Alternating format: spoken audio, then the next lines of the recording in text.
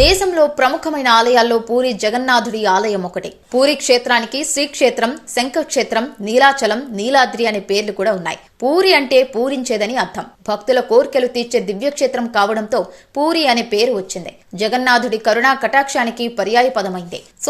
సోదరి సుభద్రతో కలిసి జగన్నాథుడు ఇక్కడ కొలువయ్యాడు. జగన్నాథుడిని కొలిస్తే కష్టాలు ఉండవని, కోరికలు నెరవేరుతాయంటారు. ప్రతిరోజు ఎలాంటి సపోర్టు లేకుండా 214 అడుగుల ఎత్తున ఉన్న పూరిలోని జగన్నాథ టెంపుల్ పైకి ఎక్కి జెండాను మారుస్తుంటారు ఆ స్వామి పూజారులు. 1078వ సంవత్సరంలో కళింగ పరిపాలకుడైన అనంతవర్మ చోడగంగాదేవ నిర్మాణం ప్రారంభించగా ఆయన మనవుడైన రాజా అనంగ భీమదేవ్ పాలనలో పూర్తయింది.